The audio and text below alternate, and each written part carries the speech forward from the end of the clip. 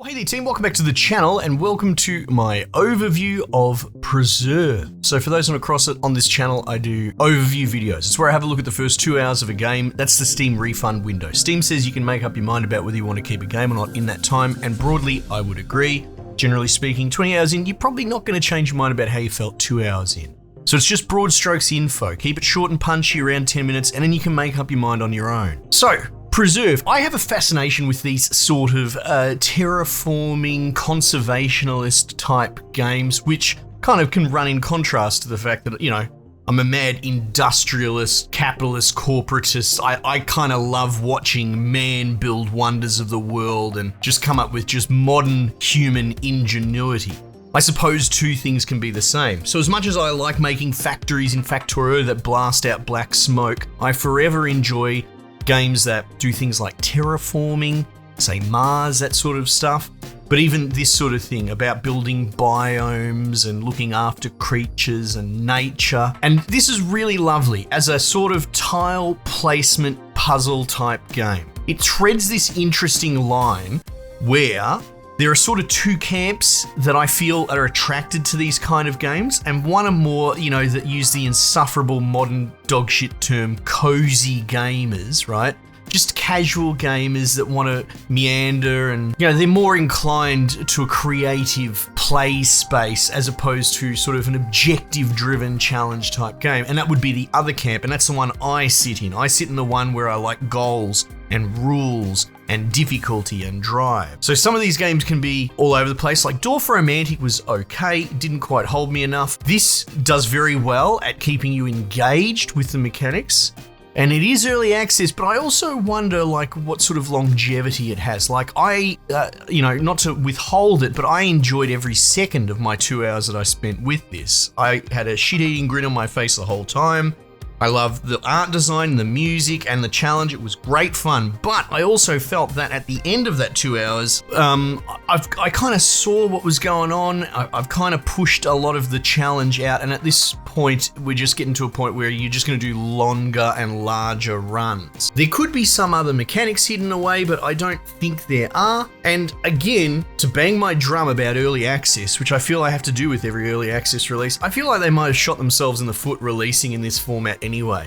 I don't really know how much more you could change the game. Right now, I would call it feature complete. Slap 1.0 on it and ship it as is. Don't get suckered into this weird gaslighting that everything has to be early accessed and have to have a soft launch and get people's feedback to tweak and change the game. This game as it is, under its vision, is really quite wonderful. It's small, it's bite-sized, it's clean, and it's polished as anything. And so I really like it, but again, they'll probably have a soft launch that tempers their expectations because all indie devs think their game is the greatest thing ever. This is a cool game, but it's only going to find a niche. And I wonder if it will ever make it to 1.0.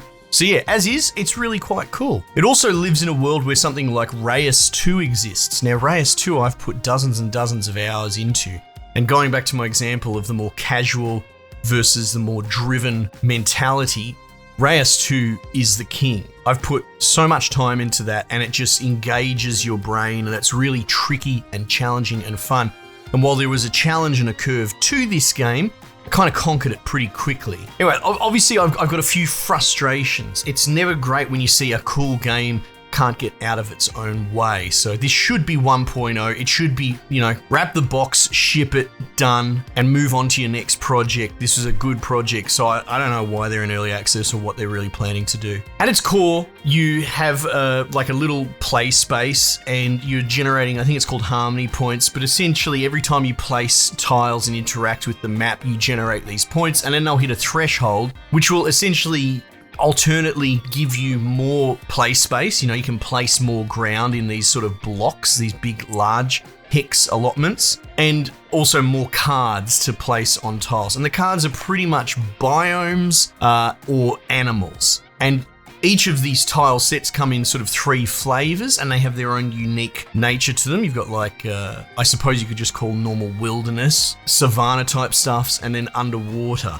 But so like in the normal general green wilderness, well, greenery is a component, right? You'll get rain cards, you can turn things green. And in that particular case, you have elevation, highlands and lowlands. And so depending on where you're at, and like maybe certain forests forests I believe can place, as long as they're on a green tile, so it has to have been wet, whether by a river or by rain, and can be highland, lowland. But like mountains, rocky outcrops can only go on the sort of highland rocky spots and are incompatible with sort of rain tiles. I think you get the idea. And once you put 3 of these tiles together, it will create a habitat. And that habitat in turn can hold animals. 3s is the magic number here.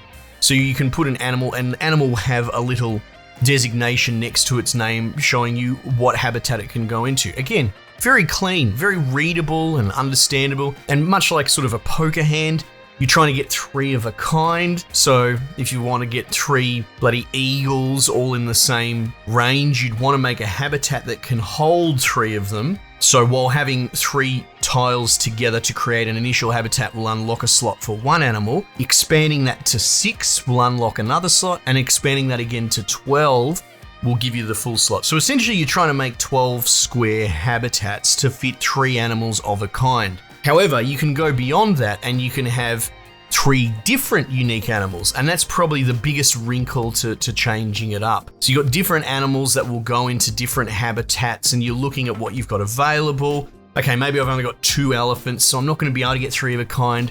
Okay, so elephants like these marshlands or the plains. Okay, maybe I could put an elephant with a giraffe and maybe a zebra over here, and that's it. And that's about as complicated as it gets. Now again, judge a game for what it is and not for what you want it to be. And I've made it very clear that if you enjoy high complexity, you should check out Reyes 2. But maybe you sit in this sweet spot where you want it more casual, cozy, but you don't actually want it to, be melting your brain and doing complex math, which I can understand that. I have days, and this exists exactly there. It might be a good stepping stone towards something like Reyes 2. So for what it is and what it's doing, I wish it nothing but success. But again, in a market with bazillions of games, I think to myself, people are either going to go with the really basic meandering tile placement just for fun, no challenge end of the scale, or they're going to go the Reyes 2 end of the scale. So it's cool that this exists, but it might have hedged its bets a little too hard. The other biomes, savanna, the underwater, they have their own unique thing. The underwater has different depth levels. Instead of rain, you raise the levels up, so you might want to build things in the deep ocean or coastal stuff. You can also oxygenate biomes, so you could have oxygenated coral, so certain creatures will live in there and use that with sort of underwater vents. And then there's wonders, it can add like a 4th super animal like giant whales and that sort of stuff. So there's stuff here, there's fun here. So let's be very clear, because aspects of this might seem harsh, but there's a difference between bashing something because you just abjectly dislike it and it's crap or whatever. But there's something to be said about when disappointment is born from something you really, really like and you kind of want it to be more. And that's what's going on here. So I think, worth your time, worth your money for sure, but also go in with tempered expectations and eyes open as to what I've said. I feel like it just falls short, and I'm not sure something like time in early access will change that, just adding more biomes or more animal skins or whatever. It's a cool first round. And in my humble opinion, put it in 1.0 as soon as possible, make Preserve 2 and reach further when you build it from the fundamentals. Anyway, check it out if you're into those sort of games anyway. Team, might just leave it there for the time being, and I will catch you guys on the next one.